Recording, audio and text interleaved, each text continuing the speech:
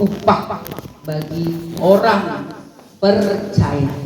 Yang ketiga adalah mahkota kemegahan. Kita buka 1 Tesalonika 2 ayat 19 sampai 20. 1 Tesalonika 2 ayat 19 sampai 20. 2 ayat. Sudah dapat? Kita baca sama-sama. Sebab siapakah pengharapan kami atau sukacita kami atau kami di hadapan Yesus Tuhan kita pada waktu kedatangannya, kalau bukan kamu, sungguh kamulah kemuliaan kami dan sukacita kami. Puji Tuhan. Paulus mengatakan, siapakah mahkota kemegahan kami? Yang menjadi mahkota kemegahan bagi Paulus dikatakan adalah jemaat Tesalonika. Saudara yang kekasih dalam nama Yesus, kita tahu Paulus itu dipanggil Tuhan untuk menjadi rasul yang memberitakan Injil kepada semua bangsa, termasuk kepada orang-orang Tesalonika. Dia melayani orang-orang Tesalonika dengan sedemikian rupa. Banyak tantangan, banyak masalah yang didapati di Tesalonika. Tapi Paulus mendidik mereka, mengajari mereka untuk mengenal firman Tuhan. Sampai dia katakan di dalam Tesalonika ini, 1 Tesalonika 2 ayat yang ke-7 dikatakan, 1 Tesalonika 2 ayat 7 dibilang begini, tetapi kami berlaku ramah di antara kamu sama seperti seorang ibu mengasuh dan merawati anaknya.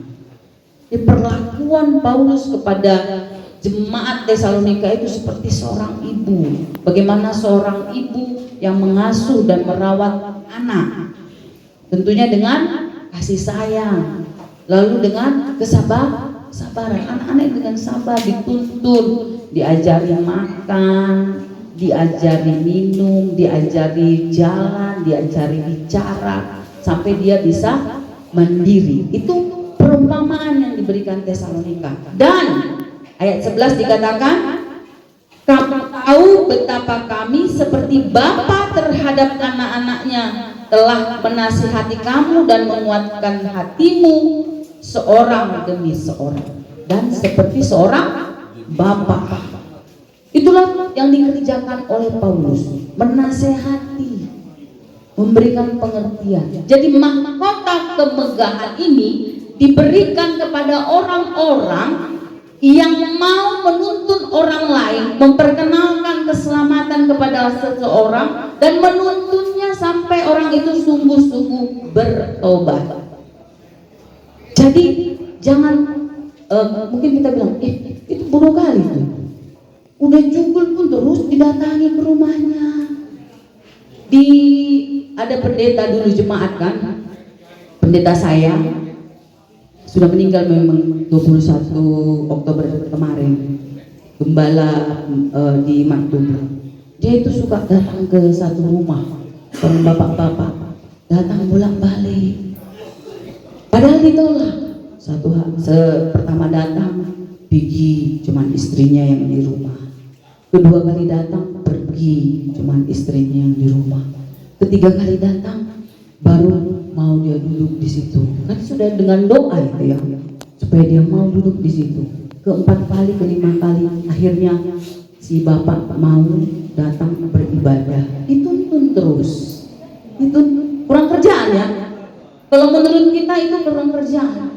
Tapi itu adalah pekerjaan yang dipercayakan Tuhan kepada kita untuk menuntun orang mengenal keselamatan dengan benar, mengenal firman Tuhan dengan benar, lalu orang itu bertobat. Jadi gak ada yang sia-sia pekerjaan kita di hadapan Tuhan. Gak ada yang bodoh, tidak ada yang percuma. Jadi kami datang ke sini juga kasih firman, gak ada yang percuma.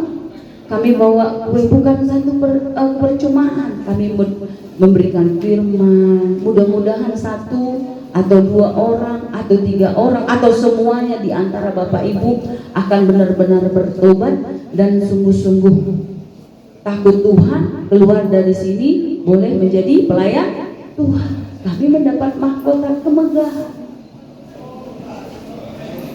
Kami yang mendapat mahkota kemegahan. Waktu kami tuntun, kami ajari setiap hari Kamis. Rugi kalau dipikir-pikir kan setiap Kamis. Ongkosnya lagi. Orang Tesalonika membimbing, mengajar.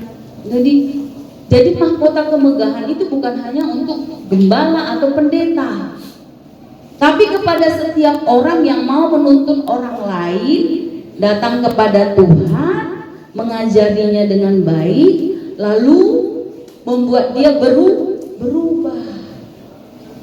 Jadi karyawan-karyawan lapas ini juga kalau membimbing kalian, kepala lapas juga membimbing Bapak Ibu untuk bertobat keluar dari sini, mereka juga mendapat mahkota kemegahan kalau mereka sabar melakukannya. Dan mahkota kemegahan dibilang juga mahkota sukacita. Warga binaan di tempat ini juga boleh mendapat mahkota kemegahan, boleh. Setelah sewaktu di sini juga kalau kita sudah sungguh-sungguh mengenal firman, yang ikut som apalagi ya, yang udah ikut som, dia bimbing temannya untuk lebih baik lagi hidupnya, bertobat sungguh, ya kan, berubah lebih baik, dia akan mendapat mahkota kemegahan. Jadi nggak sia-sia kalau kita mengingat akan upah dari Tuhan. Kita nggak akan putus asa. Jemaat Tesalonika jugul, orang jemaat yang paling keras, tapi Paulus tidak putus asa dalam membimbing jemaat tersebut supaya mengenal Allah, mengenal Tuhan dan bertobat. Setelah bertobat mereka melayani Tuhan, melayani Paulus juga. Kalau Paulus datang ke tempat dia, itu upah orang yang sungguh-sungguh membimbing orang untuk kepada pertobatan yang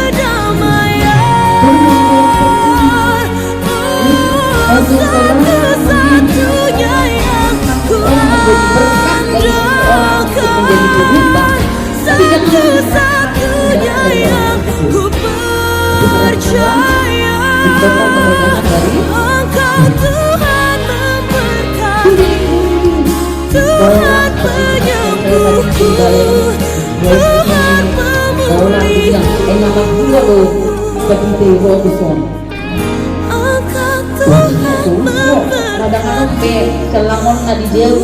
penyembuh. Sampai akhirnya orang tersebut menyerah kepada Tuhan. Ya, jadi itu mahkota kemegahan. Orang yang mau menuntun orang kepada kebenaran firman Tuhan.